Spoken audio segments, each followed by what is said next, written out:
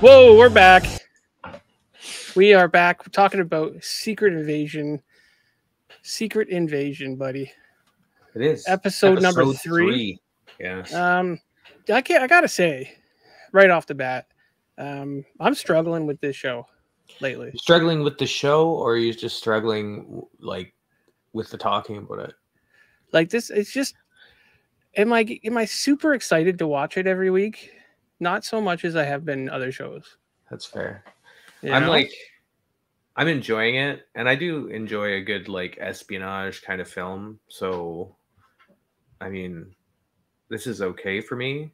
Yeah, but it's okay. But on the same note, I literally watched the episode like a couple hours ago. Yeah, And so with other ones, I've been, when it comes out, I'm waiting. Yeah, you're just itching, right?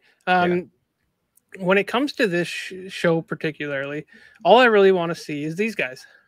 Right. Claire.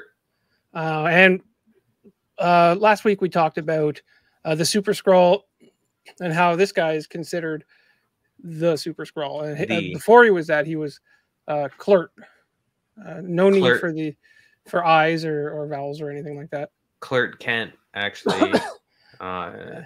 It's Superman's cousin. He's your classic Super Skrull, right? A couple other cool pictures of him. Superman? Right. He's Superman? Superman? He's Superman's cousin, Clert Kent. Clert. Is it Clert? Yeah. Clert. Yeah. Yeah, it's just, that's all I want to see, right? That's the whole point of the show for you, because if I'm being honest with you, regular Skrull are kind of starting to bore me a little.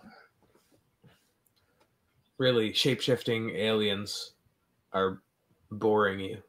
Just a little right now. That's weird. Same old shapeshifters, Been watching Supernatural. No Mystique. Been watching Supernatural a lot. Anybody like Supernatural? Leave a comment. And there's shapeshifters and there's all sorts of cool stuff. I mean, I'm just getting a little bored of shapeshifters. What if Mystique just showed up? That'd be kind of more exciting. I have a Mystique toy. It's the least valuable thing that I own. Really? Yeah. I love Mystique though. She's awesome. I love Mystique too. I love Mystique.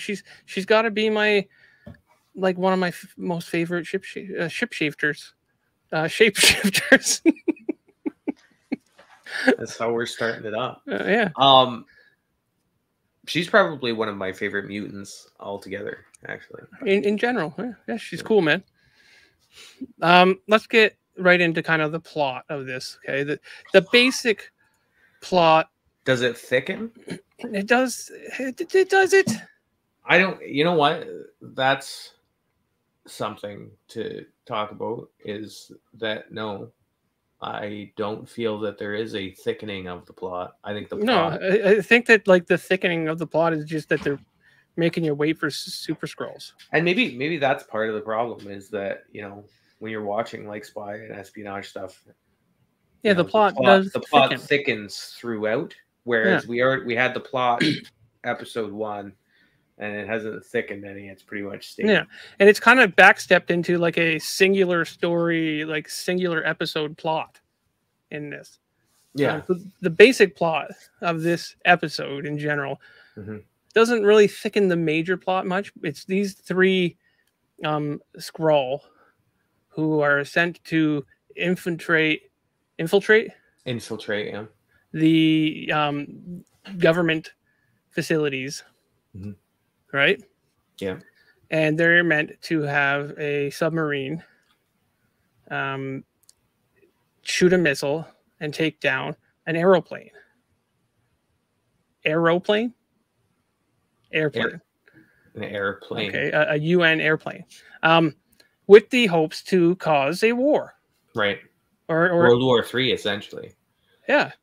Because the thought by Kravik is that, he's just going to have them essentially kill themselves off for the most part and then step in, finish them off, and then Earth is Skrull planet. Yeah, because we're pretty much scum like this is one of those shows where I'm not totally against the villain here, and much like this is the second time now actually recently that I've felt this way. I'm finding that a lot was Diablo 4 with Lilith. I was like, she's not completely off the mark, and I'm finding that Kravik, I'm not totally. I think Kravik is like, is he going about it the right way? No, he's also a dick. He's a dick, and I think he's narrow-minded. Yeah. He's like a Pinky in the Brain take over the world villain. Yeah. It's just like, I'm gonna kill everybody, and then this is ours. And there's no real. He's just gonna cause a war and kill people. That's it. Yeah, it seems low scale.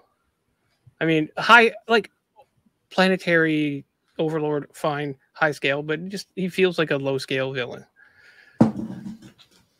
right? Yeah.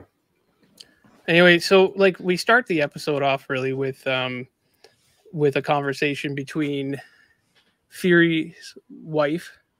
Mm-hmm. I almost called him Fury, as in like a Führer. Führer's wife. Führer's wife. Which I feel like there's a lot of distrust going on here in this relationship. Well, he did disappear for 5 years, came back, and then disappeared. I think the first 5 years is kind of. I think you can forgive him for that. Well, she forgave him for that. Really, she did her grieving and stuff, and then he came back, and she thought they'd get to start over, and then he left. He just was like, peace, stepping out. Took off to a vacation spaceship for a while. Yeah, and now he's back. And I mean, she still loves him and stuff like that, but he's got suspicions that she's not who he was when he left. Who she was. I mean, she could be whoever she wants to be, really, because she's a Skrull. Yeah, that's true. And she chooses to be his wife. Right. But she does get a phone call.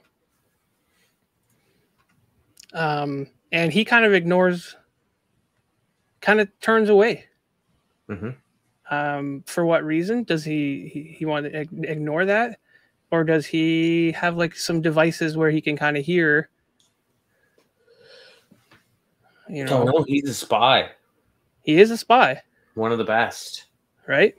Around. This is an ominous phone call, though. She doesn't want to really... She's kind of playing it off like it's not important, but it's important. I think it's important. Okay? It's important. Meanwhile, what's his... Talos? Talos, yeah. Is meeting with Krevis. Kravik. I did that on purpose. Sure. And they're having a conversation. Talos wants him to stand down. Yes. Obviously, which he's not going to do. There's no chance. Imagine he did. Right? He was like, you know what? You're right. And then... You know what? You really hit the spot there with this conversation. I think I'll just call it quits. Yep. No, he's an arrogant BS-ed. All right. Fiesta? Bastard. Oh. Okay. He's even poking a little bit at him about Gaia, his daughter. Yes. Right. And it obviously enrages Talos. Like he's not. He was trying to get a rise out of him, obviously, right? And he got that rise out of him, right? The cool thing is that all the people in the restaurant are Skrull. Yeah. And they don't change into their Skrull forms, but they change into a copy of Talos. They're not Talos. Kravik. I want to say Grievous. But that's a power move. Yeah. He's like, all of these people are with me to the point that, they are me. They're my people. Yeah. All right. Which is kind of dope. But I got to say, Talos stands his ground here in this scene. Oh, yeah. Like we haven't really gotten to see too much of that side of Talos yet. He's not real phased. Very much like the, shell feeling, the same as you're kind of getting with Fury with both of these guys, is that, you know, they're past their prime kind of thing. Yeah, but he's not showing any, like, it's not phasing him at all. No, this power. They have a discussion about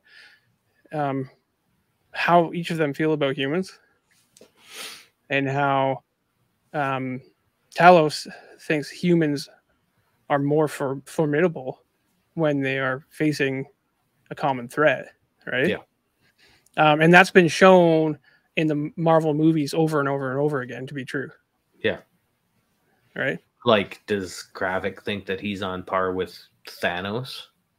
Like, come on now. Yeah, but see, that's the point in the Super Skrull movement, is that they possibly could be. Right? Why not? They know that they've got heroes.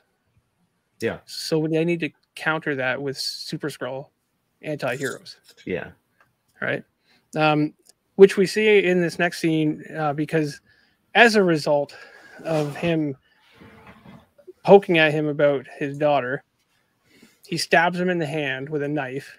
I didn't see that coming, by the way. I thought that was pretty solid. I thought that was pretty ballsy for this, you know, the surrounding that he's in. Right? Pulls the knife out of his hand, pulls his hand through the knife, and then it starts healing with that red burning sensation. Sensation? Did you feel it?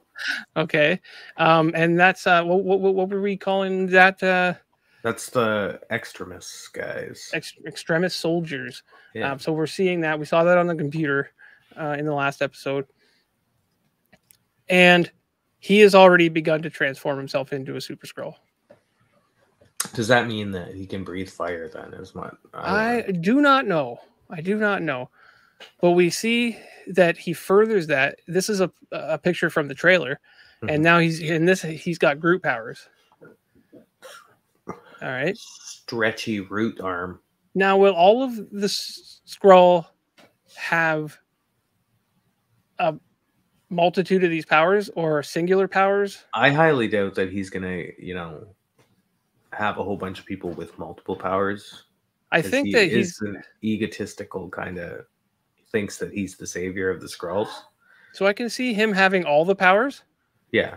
And then his higher circle having one or two powers or something like that. Yeah. And then it goes down from there. Yeah. Right? That's got to be the way it is, right? Because otherwise people could overthrow him. That's right. Or, the possibility of that happens, right? Right. And he's not going to let that be a thing. Yeah, with his ego, I don't see that happening. No. He's a jerk. So we're starting to see the Super Skrull, and that kind of excites me a little bit. Does it? It has your juices flowing a little? A little, just a tiny bit. Okay. So what's next? What's next for this show? What do you mean? What's next for this show in general? This episode. Fury has to go and somehow get forgiveness from Talos, which was a reasonably good scene, where you kind of see Talos starting to take some command of what's going on. He's kind of biting back. He's all hyped up. Also, just to check back real quick, after the scene with Talos and Gravik, there was, I feel like there was something that we should have caught. We're just looking at you. I was trying to make you bigger, but I just removed you, apparently. When Gravik comes out of the cafe and is walking back towards the car, that there's that weird, awkward, like the van stops in front of him and stuff like that. And then he kind of wanders over and then he's talking to Gaia. I don't know. I wasn't sure whether Talos switched places with Gaia or what kind of something happened there, but there had to have been something that went on there because it was a really awkward movement scene. Something went on. So what happens is when she's in the car earlier, she's typing out a message on the phone of a location, and stuff for that thing, right? Yeah. So when that guy bumps into Talos at the end, drops the phone, picks it up, and says, "This is yours. You forgot." Yeah. All right, it's a pass off. Yes. And then it walks by the bus and disappears, and there's Gaia standing there. And if you notice, there's actually that gentleman that she turned into in the background. So she actually was smart enough to use somebody in the vicinity so that it would appear like she had never done it. So, but why did that big white van randomly break in front of Kravik as he was walking across the road? See, that I don't know. That I think was just a coincidence. I don't know. I think it was something. I never thought too far into that. And then Gaia's just casually standing outside the car as he comes around the van. There's something going. There was something there. Something was going on. Yeah, I didn't read too much further into that. I didn't feel like the van was. I mean, it was very, very coincidental. Yeah, it's too weird. It really would have been a giveaway if that van did not drive by at that very specific time. Yeah. Right. Something weird going on. Yeah, so we're at the scene where we're talking, right? Yep. I'm gonna swap us around there because it was bugging me. And right. Your man's got to apologize, kind of, and beg for help. It's just kind of a weird scene for Nick. It is, because it shows kind of how far he's fallen. He's only got a few people that he can call out to and trust at this point. And where he would have had like this massive web of individuals at one point. And I got to tell you, I didn't think he was going to say the words that he was asked to say here. I didn't think it looked like Talos didn't think he was going to say him either, because Fury was out. He was like, "No, I'm walking away." Yeah. And then he came back and said, what was it? "I'm nothing without you," or something. Yeah. Or I can't do this without you. Yeah, I think it was something more close to "I'm nothing without you." Yeah. All right. I need your help. I'm nothing without you. Yeah. Right? So he's going to help him, and this feeling is furthered by this scene where Talos explains how a good portion, if not like most of, the acts that drove Nick to become successful as an agent was all successful because of the Skrull. Yeah. Because of them being part of his secret group. Yeah. Right. And that's like, when you think back, it really kind of changes a whole lot. Yeah. Because he wouldn't have been the director of S.H.I.E.L.D., essentially, without the Skrulls. You know, it changes all the movies. Yeah. Every moment that he's in this, it changes. Not detrimentally, like to the point where you can't watch them the same way, but there's that little seed now that so many events would not have happened without the Skrull. Yep. How much influence did they have? That's kind of cool. Yeah. Right. Kind of cool. So they get to the location. They've got to stop the missile from going off, and they find out that who is it that they need to get the code for? Bob. They gotta get the code from Bob. That's a lie. Huh? That's a lie. Is it really Bob? The guy that they're trying to get the code from? No, I mean the guy that they are. Yeah, they infiltrate his house. That's Bob. Is his name actually Bob? Yeah. Are you? They get the address and stuff from Sonia, the British. If his name is actually Bob, I'm gonna freak out. I'm telling you. It's Bob, man. Because that's something that you would lie to me about. I would actually. You're correct. Here, I'm just gonna. I'll pull up a cast list of episodes. There's no way that his name is just Bob. It's Bob. All right, this is not Deadpool. You can't just have a Bob. Oh yeah, Bob. I miss Bob. Right? Anyway, they have to infiltrate this guy's house because he can give the command to stop the launch of the missile. Okay. To do this, Talos has to sneak in under the alias of Bob.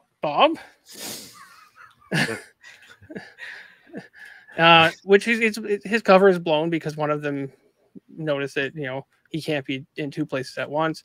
They got to shoot a bunch of people. They get in there. All those guys were Skrulls, by the way. Yeah, all of them. Which did Nick know this before he started shooting them? I don't know. Or was he just like, screw it? He's like, oh, these guys are going down too. I don't care.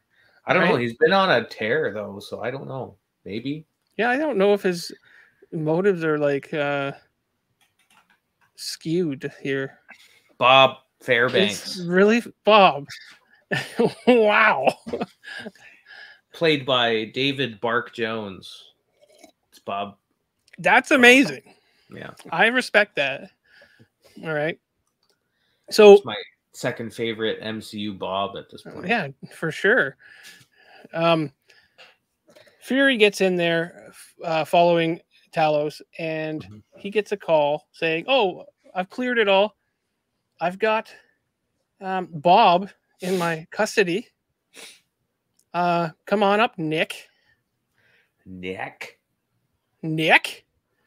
All right. Well, nobody calls Fury Nick. No. So he comes in with that kid. He gonna shoot him. Is that kid not so? Okay, wait. Is the kid a Skrull? He can't be, because my presumption is that Bob, who then Gaia has to go and find and take the information from, that's Bob. So his kid's a kid. Yeah, but Bob cares enough for this kid that it works. Weird. Right? So I don't know. When you take over a person and you download their mind, quite a bit of their memories have to become real. That's weird. Right? He cares for that kid. So confused. Right? He has to care about this kid. Well, yeah, because he puts down the gun and because he's got Talos held up initially, like. Yeah, which Fury doesn't let him live down, by the way. No. Doesn't let him live it down. So they've got him in capture. They do all they can to get him to stop the launch. Right. He won't do it. Nope. Nick shoots him in the leg. Talos takes his gun away. Then Talos shoots him. Yeah. Because he's got a big trigger about his people mentioning his daughter. Yeah. Just shoots him. Who's now dead. Just shoots him. But then, uses Gaia to get the information that he needs anyway. But that's like in a blower cover, so she's fucked. Yeah, and it does, because without hesitation, she breaks in and steals the code and gets it to them. They stop the launch. Yeah. Right? But that was meant to turn the picture. Was it? There's a little arrow floating there. Great. That was meant to turn the picture. But there. It was all a ploy. Which entire is that's an elaborate setup. That's an elaborate setup to just get her to come out into the open. This is a in theory, he could have just killed her up, just out of suspicion. He's killed other people just out of suspicion. Yeah. That they've talked. Yeah. This is what's his face that they go and rescue him and then kill him. Mm-hmm. Instead of just letting him die. Yeah. Big elaborate ploy to find out whether she turned. She did, by the way. Okay. And then Boom. Shot in the chest. Mm-hmm. Okay. And you're Gaia to blame. is dead. Bad name. She's dead. She's dead. Or is she? I don't know. There's a couple of like potential thoughts and theories that could come out of this. Like one being, you know, did she know that this might happen? And maybe Kravik's got like an MO of where he likes to cap people and wore like a blood pack and then just turned form as she got shot and stuff like that, or those kinds there of things. Is the theory that she also has begun transformation and can heal that way, becoming a partial super Skrull. Right. She knew about the procedure. Yep. She knew about the machine. Mm-hmm. She was in the room. Yeah. Is there a chance that we're going to see her down in the future?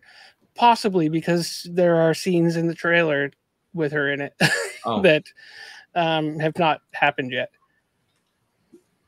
So good chance. Good chance. See, they should have really thought that through. Been a little more tight with their trailer. I mean, Marvel is kind of getting famous for throwing you off the trail on things, you know, and we all know that trailers are not an indication about what's going to be in something. No, because sometimes you get cut scenes and stuff in there and whatnot. But right. I feel like I don't think the guy is just gone like that. I don't think so either. I think maybe we'll get Talos's death by the end of this show or something, but I kind of hope so. I feel like Talos is going to die and Gaia will take over that leadership role of the Skrulls and stuff. Yeah.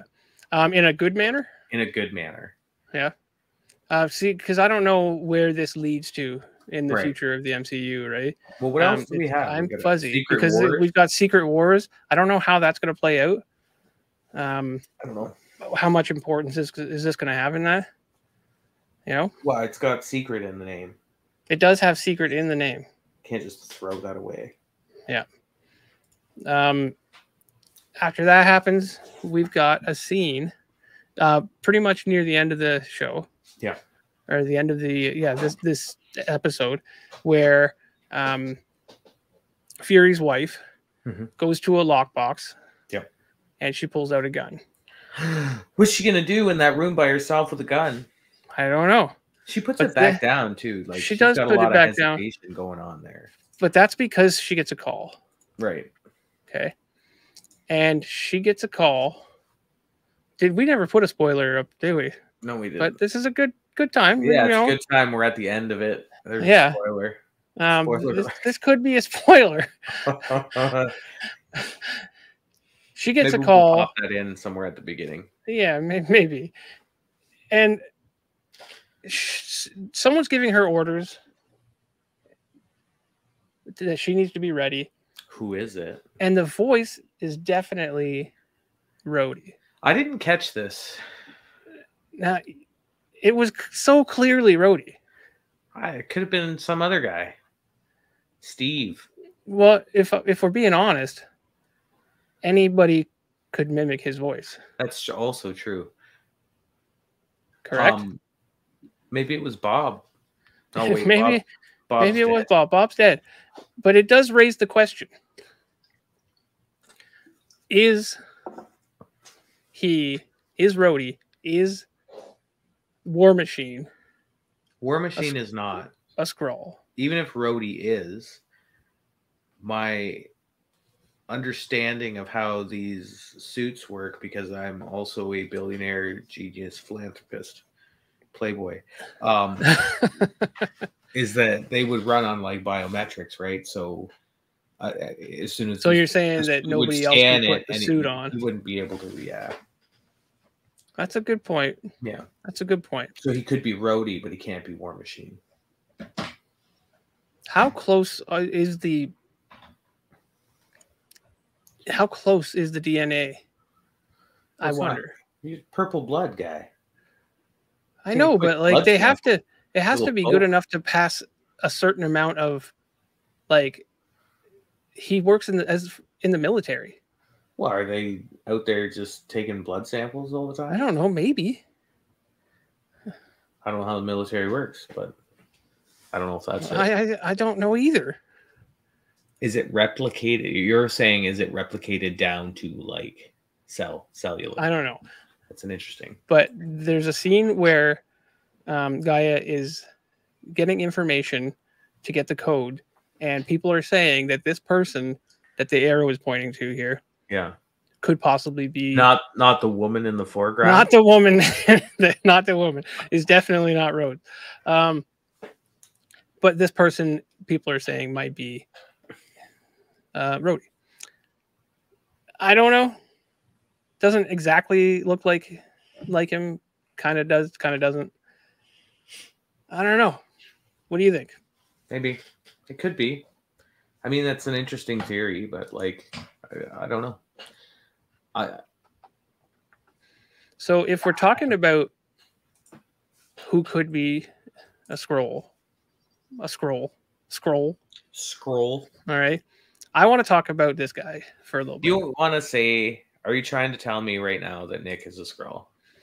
What I'm trying to say is there might be two Nicks. Double the Nick? We've already seen. What a twist. Nick, you've got, this is going to sound stupid. Okay. You've got Glasses Nick. Yeah. Okay. And you've got not Glasses Nick. All right. Now, Glasses Nick is very calculated, and we know that there is technology in his glasses where he can use that to find out if people are lying, possibly. Right. Right. Now, it could be in scenes like this that he just trusts somebody enough that he doesn't need them. But there also could be that this is a Nick trying to get information as well. That's a Skrull. Could it be then that Talos said what he said to Nick as a test? Just as a test to see. Because something threw me off a little bit. Okay. When Nick was having dinner or breakfast, when he was making breakfast. Breakfast, yeah. He was making a similar or the exact same dish that Talos was eating in the bar. Okay. And then he called the dish in the bar dog food. And Gravik thinks doesn't like human food is trash. Yeah. Wow. Look at see, this is what makes these shows great. I am loving this theory. I like it. Loving this theory. That Glasses Nick and no Glasses Nick.